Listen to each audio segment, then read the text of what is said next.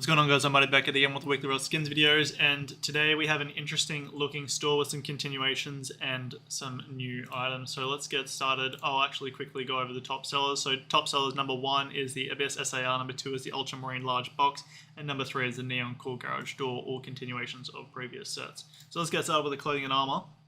And we have the Neanderthal face mask and chest plate. So both Metal Gear going for $3.05 each, so above center store price for clothing and armor, which is unfortunate in my opinion, because I don't think that the Neanderthal set is going to perform very well. Overall, we have had Neanderthal stuff already accepted in the game, that being the hide clothing and the bandana and the poncho. So overall, the hide clothing is slightly down, and the hide poncho and the bandana is very slightly up. So I do think that the Neanderthal Metal Gear is going to be slightly down when it leaves the Rust store and goes to the community market, and that is mainly because it's going for $3.05. So I do think it would be performing better if it's started at its regular center store price for clothing and armor.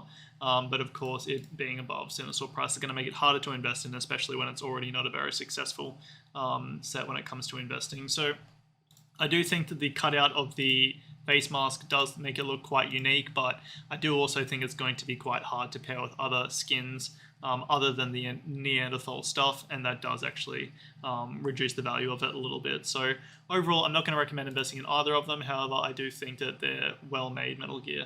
Alright, moving over to the weapons, we have the Abyss SAR going for $4.60. This is also a continuation, and this set is actually performing not too bad, the Abyss set. So pretty much everything is actually up in the Abyss set except for the Metal Gear, the hoodie, surprisingly, the garage door, and the AK just a second ago, but now it's up. So everything else is up, surprisingly. It's not really up by much, so you do have to keep that in mind, but I don't really think that this SAR is going to perform very well either way, and that's simply because it's starting at $4.60. So it's quite an expensive starting price point for the Abyss SAR.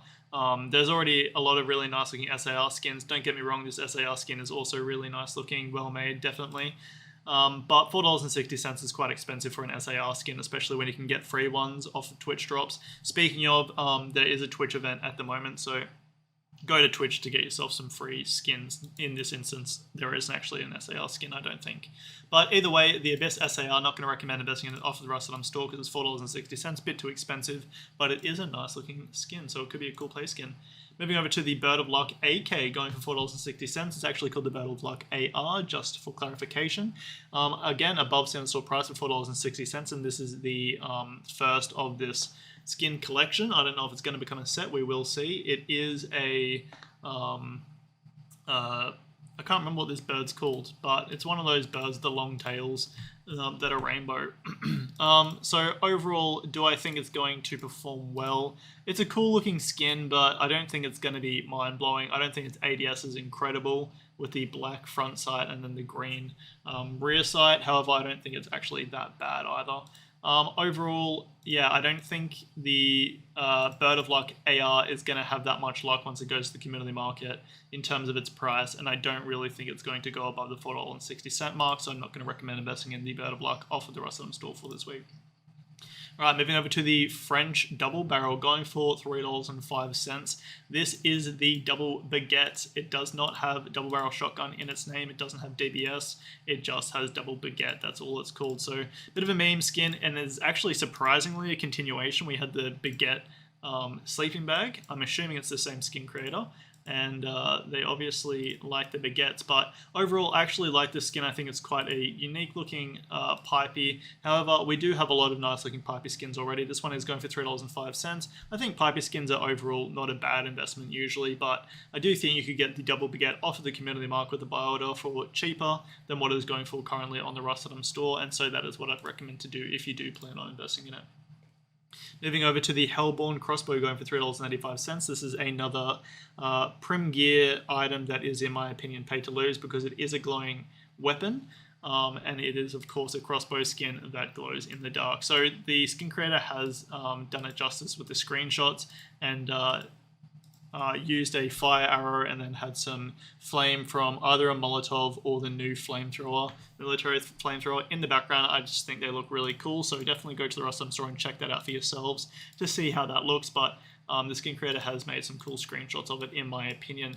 Do I think it's going to perform well, though, for $3.95, and it's also a glowing pay-to-lose skin, in my opinion? I don't think it will perform very well. However, we don't have that many glowing crossbow skins, so I do think some role players and some more casual players will enjoy picking this one up and think it is quite a cool little gimmick. But I do think for the other people that don't want to get killed by a bloody bolty roof camper, when they just get their crossbow, I don't think they're going to be super keen on the glowing in the dark crossbow skin. So not going to recommend investing in that one off the Rustam store for this week. Moving over to the final weapon of the week, we have the Quarantine SAP going for $3.05.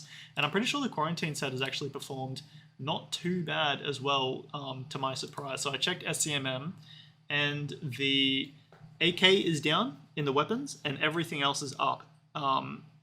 Albeit some of the items like the Thompson skin are only up 12%, but they can go up to 71% like the Quarantine MP5. So there is potential profits to be made. However, those items came out cheaper, whereas this SAP is coming out for $3.05. So I do think that is going to be a disadvantage. Overall, look, the Quarantine set has clearly performed okay, but I don't think it's really a very standout collection that is going to be making you a lot of money. And I do think if you do pick this up, you're not going to really be making much money. However, I do think all of the Quarantine skins are cool, and I do think they'd be cool play skins. So if you wanted to pick this Quarantine SAP up as a play skin, then I don't think you'll be losing money off of it. If you ever want to sell it, I do think you'll probably make a little tiny bit of money. That's going to do it for all of the clothing and armor for this week. We'll move over to the deployables now, and we have the Neon Core Garage Door going for $3.85. This is a continuation of the Neon Garage Door set now, I suppose, where we've had the up and down garage door skins last week, which I don't think I made. I made that really quick video on. And then the neon lockers. So overall, the up and down garage doors haven't performed very well. The up one is actually slightly up, and coincidentally, the down one is slightly down in price compared to the Rustam store's release prices for them. So the Neon Core Garage Door, I wouldn't be surprised if it just sat around the $3.85 mark once it left the Rustam store and went to the community market. However, as a long-term investment, I wouldn't be surprised if these did slowly start going up in value, because I do think once you're a big boy team like the big Zergs, I don't think it really matters when you're labeling your base with up, down, and core garage doors. I do think that it will actually be more beneficial for them because their base is just so big. So I do think that eventually these items will go up in value.